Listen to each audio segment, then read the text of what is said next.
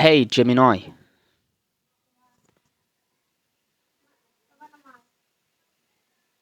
Hey, good to see you. How's your Friday going? I'm ready for whatever you want to dive into today. Whether you're looking for a deep dive into some physics, need a hand with a translation, or just want to chat, what's on your mind? I want to comprehend how small an atom is. Like, I have a question. Every second we grow. Every second we grow. So, I want to know how many atoms are added to the human body per second. The scale of an atom is notoriously difficult to grasp because our brains aren't wired to visualize things that small. To answer your question, we have to look at the rate of cellular turnover and the staggering number of atoms within a single cell. The scale of an atom. To visualize an atom's size, consider this. If you took an apple and enlarged it to the size of the Earth, the atoms in that apple would be roughly the size of the original apple. Calculating atoms added per second. The human body doesn't grow by just adding raw atoms. It grows and maintains itself by creating new cells through mitosis. Here is how the math breaks down. 1. Cellular turnover. An average adult body replaces roughly 2 million to 3 million red blood cells every second, plus thousands of other skin and gut cells. 2. Atoms per cell. A single human cell contains on average about 10 to the power of 14 atoms, that is 100 trillion atoms. 3. The calculation. Even if we look only at the replacement of red blood cells, which are smaller and have fewer atoms than most cells, the calculation is, that is 300 quintillion atoms being incorporated into new cells every single second just to keep you functioning. Where do they come from? These atoms aren't created out of thin air. They are rearranged from the food you eat, the water you drink, and the air you breathe. Your body is essentially a high-speed construction site, constantly breaking down molecular bonds and nutrients and reassembling them into the specific proteins, lipids, and DNA that make up your tissues. Sources: Molecular Biology of the Cell, Alberts et al., for cellular composition and turnover rates. BioNumbers database, Harvard, for average atom counts in biological systems. So, you mentioned that one cell on average contains about 100 trillion atoms. That's crazy. Like, how is that? Like, we usually, when we think of a cell, we consider like something very small. But you said that one cell contains about, like, on average 100 trillion atoms. That's the opposite of being simple. You've hit on the fundamental reality of biology. Complexity is hidden in the scale. We often call the cell the basic unit of life, which makes it sound like a simple Lego brick. But in reality, it's more like a hyper-advanced, self-replicating city. The reason a single cell can house 10 to the power of 14 atoms is due to the extreme emptiness of the atomic world and the efficiency of molecular packing. 1. The geometry of the tiny. To understand how 100 trillion atoms fit in a cell, you have to look at the size difference between the two. A typical human cell is about 10 to 100 micrometers, μm, wide. An average atom, like carbon, is about 0.1 nanometers, nm, wide. There are 1,000 nanometers in a single micrometer. If you imagine a cell is the size of a large football stadium, a single atom would be smaller than a grain of sand. You can fit a lot of sand in a stadium. 2. Information density, DNA. One of the main reasons for this high atom count is the sheer amount of data inside. Your DNA is a massive polymer. A single human diploid cell contains about 6 billion base pairs of DNA.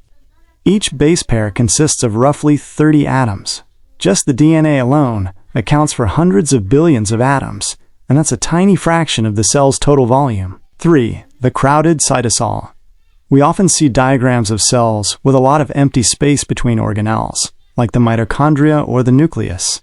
In reality, the inside of a cell is macromolecularly crowded. It is a dense soup of proteins, lipids, and water molecules. H_2O. Water is the big player here. About 70% of a cell's mass is water. Since a water molecule is very small, H_2O is only 3 atoms. You can pack trillions of them into the small gaps between the larger proteins. 4. Biological machines. The cell isn't just a bag of chemicals. It's a collection of machines. A single ribosome, the machine that builds proteins, is made of about 300,000 atoms. A single cell can have 10 million ribosomes. That's 3 trillion atoms just for the protein factories, not counting the proteins they've already built, the cell membrane, or the mitochondria. Summary of composition. Approximate. Component, estimated atom count water. H_2O, 7 times 10 to the power of 13. Proteins, 1 times 10 to the power of 13. Lipids, membrane. 1 times 10 to the power of 12. DNA/RNA.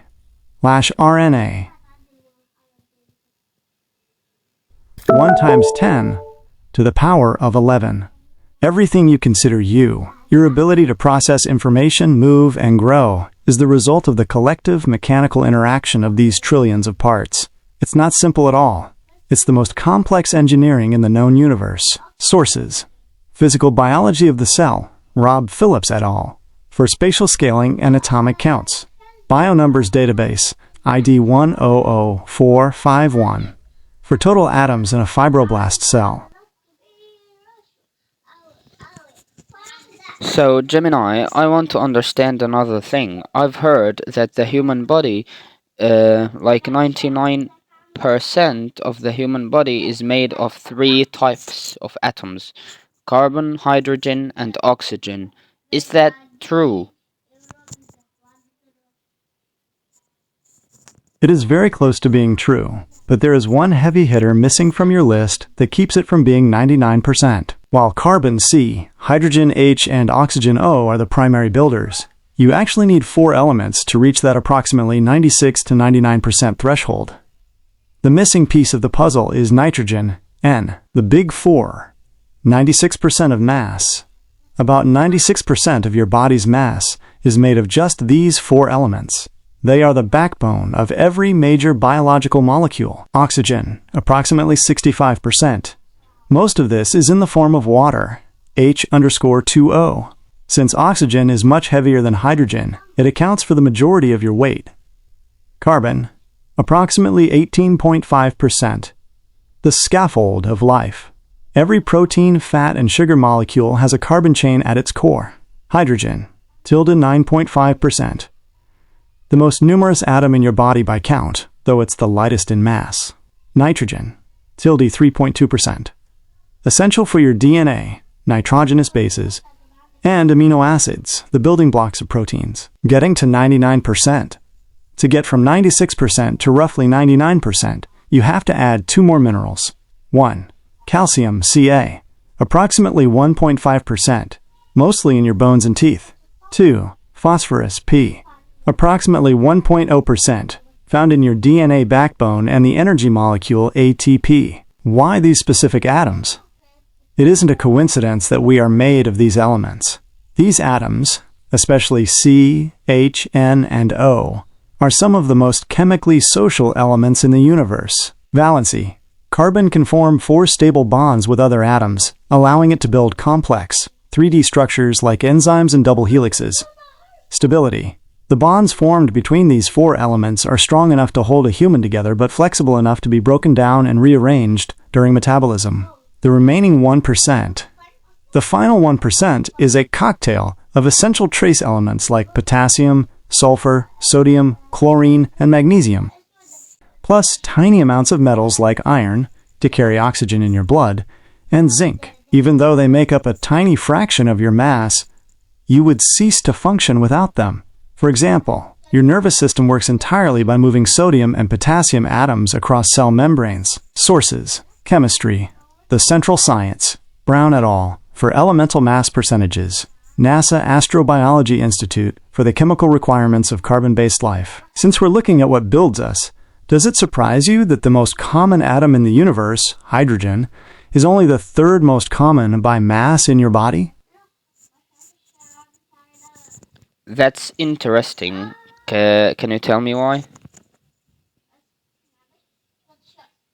It comes down to a battle between abundance, how many, and mass, how heavy. If we were counting individual atoms like marbles, hydrogen would be the undisputed champion. About 62% of all the atoms in your body are hydrogen.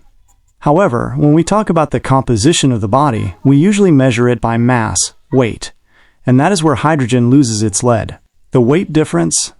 To understand why hydrogen drops to third place in mass, you have to look at the atomic weight of the big three. Oxygen, atomic mass approx 16. Carbon, atomic mass approx 12. Hydrogen, atomic mass approx 1. An oxygen atom is 16 times heavier than a hydrogen atom.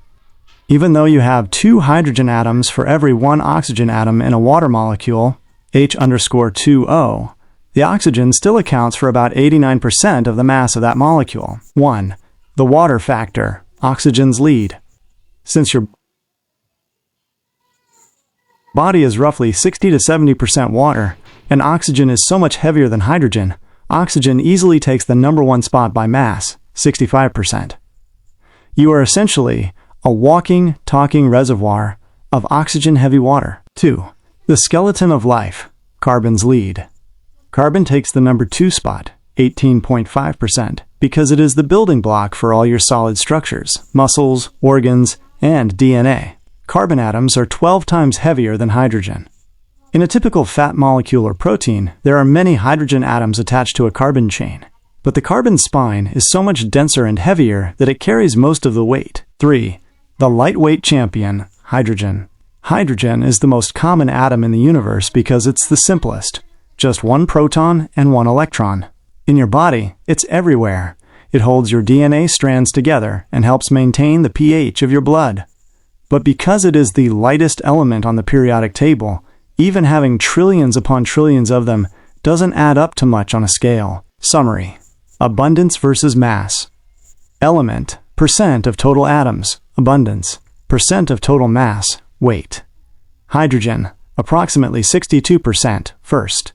Approximately 10%, third. Oxygen, approximately 24%, second. Approximately 65%, first. Carbon, approximately 12%, third. Approximately 18%, second. It's a bit like having a room filled with 620 balloons, hydrogen, and 240 bowling balls, oxygen. The balloons take up a lot of space and there are more of them, but if you put the whole room on a scale, the bowling balls are what's going to make it heavy. Sources: Royal Society of Chemistry. Visual Elements Periodic Table. Lied, Dr. CRC Handbook of Chemistry and Physics for atomic weight ratios in biological matter. Does it make sense how something can be the most common, but not the heaviest part of you? Yes, I guess I understand that, but I have another question. When you mentioned that a carbon atom, the length of it is like, the tenth of a nanometer, I know that a nanometer is like 1 billionth, of a meter.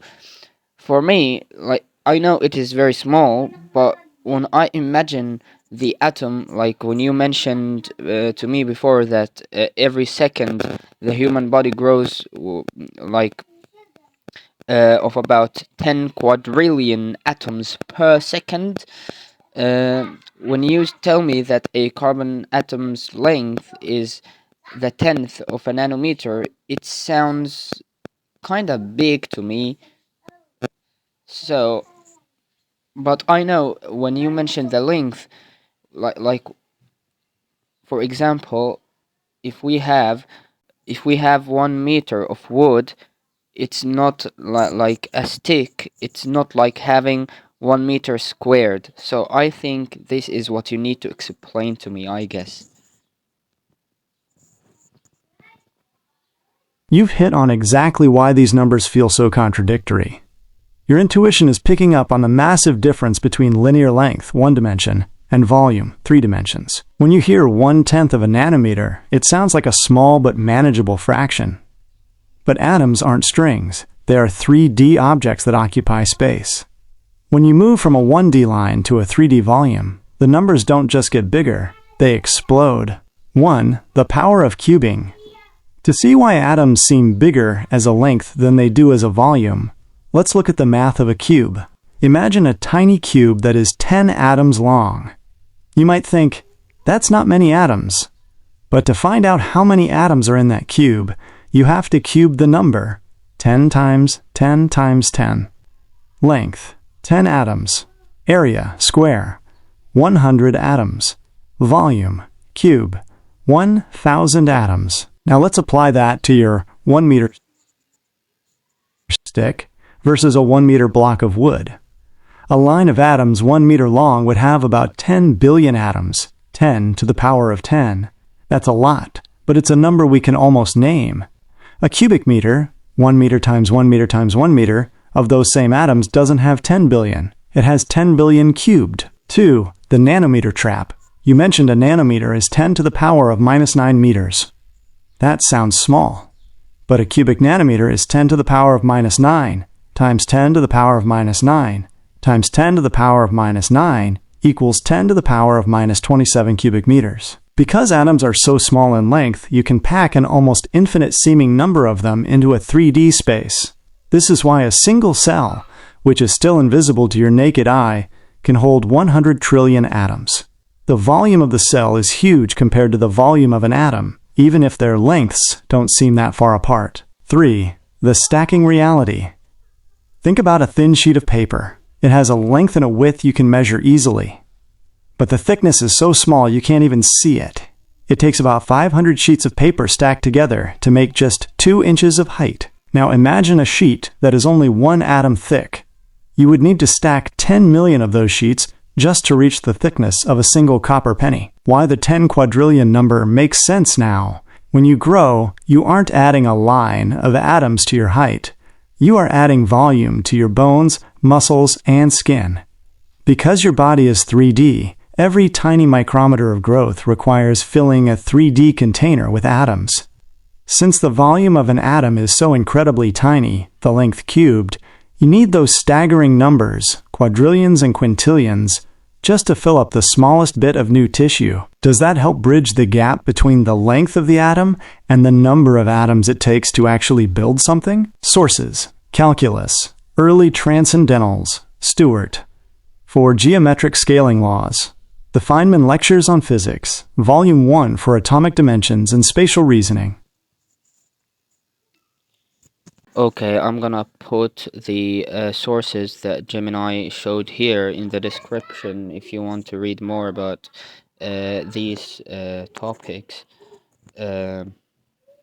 Subscribe, and if you like this type of videos, tell me in the comments.